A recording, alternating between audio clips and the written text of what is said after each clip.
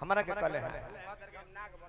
अगला जन्म में कहला जे नाग बनब वो नागिन बन जाए वो लगड़े नाग हो बनी है हमरा के कहला जे तू नागिन बने हां एकरा पहले कुकुर बनत रहले एकरा पहले त जानी जे हां जी कुकुर कहतले जे बनब जे टोचन क के पूरा विधानसभा में घुमाई हां अब सबसे के कहले है जे हम नाग बनब हां त जन है जे हम मूस बनब हां जे तू हमर मूसवा के हमरा के तू लील जी हम मूस बन के तारा मुंह में ढुक जाई तू लीली ह हम लीला अगला जन्म में लहरी के ठेकेदार बन जी हेलो एकरो बाद अगला जन्म लिहनु तरहरी में के ठेकेदार बने जन गोले गोले डगरावे ला थोड़ी कम का ताजा सीमेंट हो चलिए 15-20 मिनट के एगो कथा सुनाई हां मानस के कहानी रहे संक्षिप्त वर्णन करिए कहे से कि 30 मिनट के तब टाइम में हां आ 30 मिनट में जाने जे लगभग 30 मिनट प्रसंग गावे त खेला होई ना हमार प्रसंग के बोलबा हां छोटे मोटे कथा बा मानस के राजा दशरथ जी के मृत्यु करा दी जब हां जी राजा दशरथ जी के पुत्र मोह भई राम के वनवास जब हो गई सुमंत जी के भेजले कि हे सुमंत जी जाके राम के लेके आवो राम बिनु अयोध्या नगरी हमारा बड़ा सुनसान लगती है सुमंत जी गईले श्री रामचंद्र से कहले कि 14 वर्ष के वनवास 14 दिन के अवधि में पूरा हो गई रावण लौट के चली रावर बाबूजी के आदेश हो श्री राम जी कहने जे ना ना ना ना हमारा खानदान के नियम हो कि हमरे खानदान के लोग इच्छांकु खानदान के हम हैं राजा इच्छांकु गंगा के धरती पर ले आवे खातिर अपना शरीर के दियका से चटवा दिहल हमरे खानदान के राजा हरिश्चंद्र सपने में सारी धन दौलत दान कर दिहल हमरे खानदान के दधीची अपन हड्डी दान कर दिहले देवासुर संग्राम खातिर अस्त्र शस्त्र बनावे खातिर हम एगो बाबूजी के बच्चा ना रख ना सुमन जी कह दिया कि 14 वर्ष जल ना पूरा हुई तले राम लौट के ना राम के विरह में राम राम कही राम कही राम राम कही राम तन पर हरि रघुबर विरह राव गए राजा दशरथ जी के देहवासन हो गई वहां के मृत्यु हो गई अब मृत्यु भइला के बाद में भई जब का कल जाई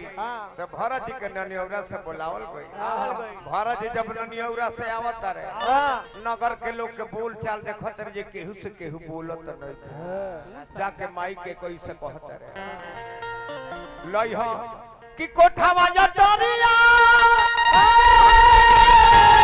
बाहरिया के देख दे अरे भर गइल मनवा हमार बारे गैया में रह के विचार बारे हमर गैया में रह के लेवल बढ़ा दे मेन माइक के कहत रे कि माई केहू से केहू बोलत नहीं अरे माई का बात बा बोल माई कॉलेज बेटा है ने तोर बाबूजी के देहवासन हो गइल बा राजा नु रहले सारी प्रजा दुख मनावती है शोक प्रकट करती है एगो काम करो तहरा खातिर बड़ा सुघर काम कइले बा उ का राम के वन में भेज देले बा आ तहरा के जाकर राजा बनवा देले बा राम के वन भेजे के कारण जानले बड़ा नु रही है बांस अनु बजी है बंसुरी नु दुगो गगरिया के ठह रही अनु ठेका ठेकी होई भारत जब इतना बात सुन ले अब अपना माई के जो ना कहे के तौन कह दे आरा लगा के कहे बैठ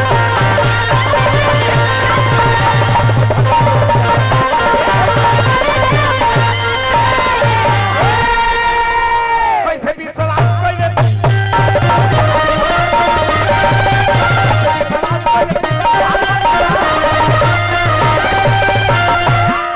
काहे भइले उनकर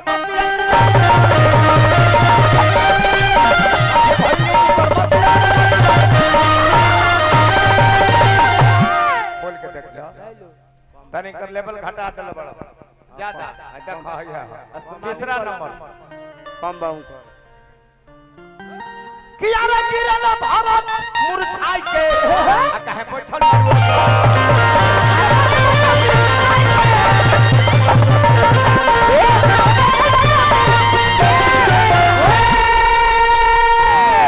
रे पापिन ते सापिन कहे ना भइल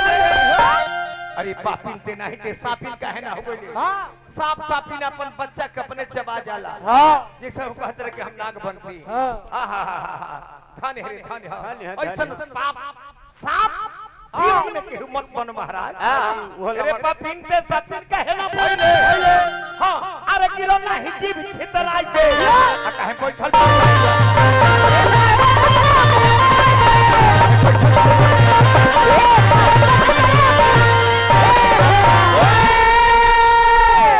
अतना बात कहत रहे हां वशिष्ठ मुनि उजर रहले हां कहले के बबुआ भरत भरत तार माई के नया कहानी ना हो तार माई के माइयो सनी रहले माई से माई बिन बछड़ पिता बिन घोड़ा नहीं तो कुछ थोरो थोर तार माई के माई जैसन रहे नु वैसन केहू ना भइल ओकर कहानी सुनाई ना सुनाई तारा दुख लागे तारा दुख लागे कहत रे कि बाबूजी के हो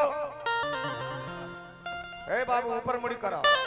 सुनहु भरत भाभी प्रबला सुनहु भरत भाभी प्रबला बिलक कहे मुनिनाथ हानि लाभ जीवन मरण जस अपजस विधिहा बबुआ मामा के छोड़ दो बबुआ फिक्रिया ए बबुआ धुरान का कहावत है अब बाबूजी के हो अब बाबूजी का कर बबुआ काम अरे बाबूजी का हो बाबूजी का कर बबुआ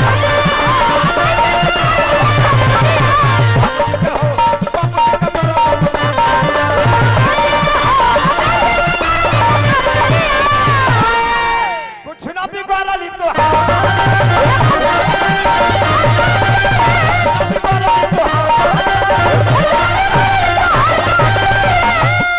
अटारा लास्ट तोरी ना हो खेले होने हारी गाना लगा के गई तिरिया अब बाबूजी का हो अरे बाबूजी